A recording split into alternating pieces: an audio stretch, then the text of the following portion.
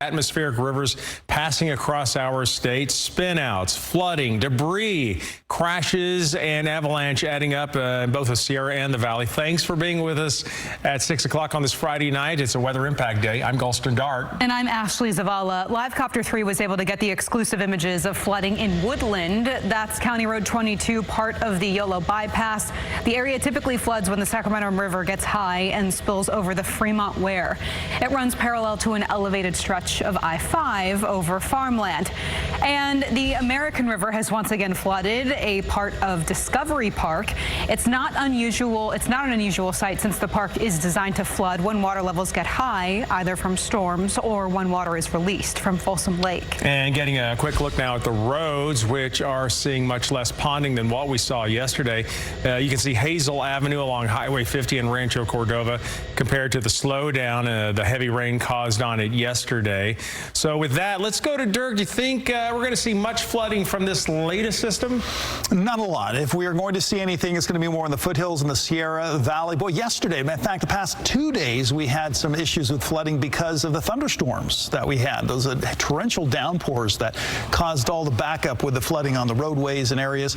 Not the case today. We're not seeing any thunderstorms, but we have had some decent rain. Taking a live look outside right now, you can see those gray skies. Temperatures ranging in the 50s in Sacramento, Stockton. Auburn's currently 46 degrees and Lake Tahoe's 31 degrees. High temperatures today did reach into the upper 50s to lower 60s. We are looking at conditions that are going to be changing, though. In fact, expect to have conditions that are going to be changing quite a bit, with the radar showing us where the rain is in Stockton on towards Sacramento, and then you can see things picking up as you make your way on into the Sierra. So here's some scattered light showers in Stanislaus County. Not a whole lot. Stockton, you've been seeing some rain. We're seeing a few more scattered showers that are going to be pushing from the west to the east, making their way into the foothills, where places like Sonora, not seeing a lot, but we could see a few more showers over the next few hours. McCollum Hill, a little bit heavier rain. And as we go north, we're seeing a little bit more widespread rain and much heavier rain along Highway 50, between Highway 50 and I-80. You can see from Pollock Pines towards Georgetown. That's where we're seeing some of the heaviest rain, and that translates into some heavier snow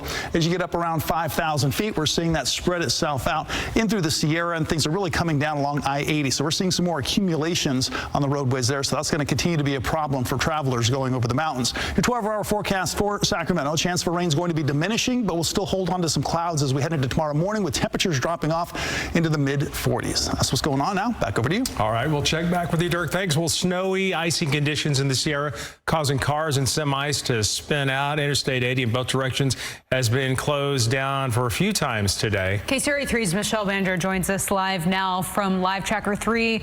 Michelle, you've been in the Sierra for several hours now. I know you're heading westbound and you're near Cisco Grove. I mean, how are the roads looking there?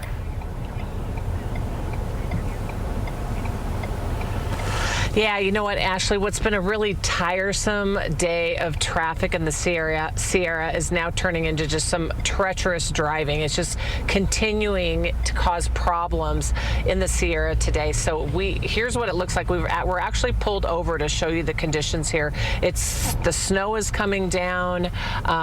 People traveling westbound, taking it slow. They've just taken their chains off because they had chain control, from Kingvale to the state line, and state line back to Kingvale. So people here now, getting out of that stuck traffic. And as you can see, people are taking it slow. We're seeing a lot of brake lights here, but it has just been honestly a terrible day to be out and about in the Sierra, as I know people are trying to get to the ski resorts or trying to get to family or trying to get home.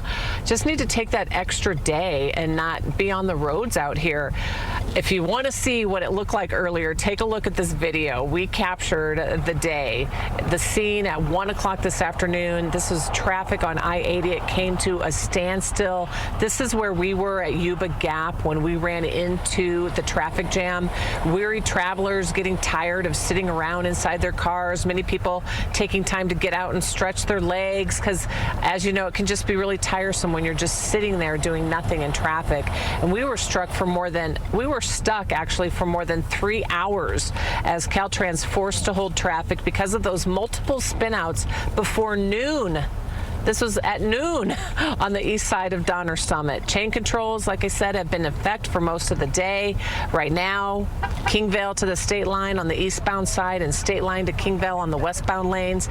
So we did end up talking to this couple from San Diego who said forget about their planned destination to Soda Springs to Snowshoe. They're wanting to make the best of the bad situation. This tradition of an annual snowshoe day is something that we've done for several years with my family there in Davis. So we come up and visit family and then try to make this happen every year. So we kind of roll with it weather-wise every single year, but this is a little unique. The most extreme that we've experienced so far.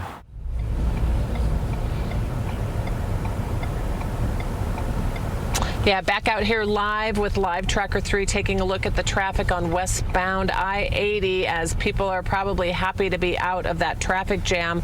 Talked to Caltrans late this afternoon, and they tell me that chain controls and, as you're seeing, the snow showers are expected to continue tonight, overnight hours, and they're hoping conditions could improve tomorrow. But you got to keep in mind there's still going to be heavy weekend traffic because all the fresh POW. So people are wanting to get up here and experience, Tahoe and skiing, but just keep in mind heavy traffic, long lines at the ski resorts. Have that full tank of gas, have some snacks, have an empty bladder when you start out, because not a lot of places to pull off when you get stuck in traffic.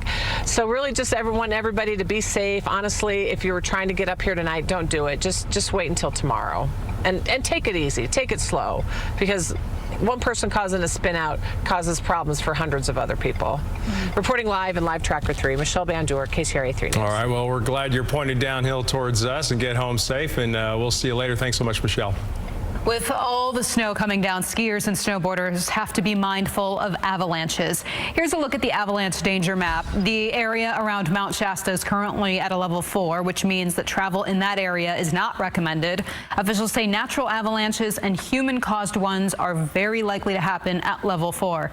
In the Sierra, much of the Tahoe National Forest, including Truckee, Tahoe, and Kirkwood, are seeing a slightly less dangerous level 3, while slightly farther south, Sonora Junction, Mammoth Lake, and Bishop are at level 4.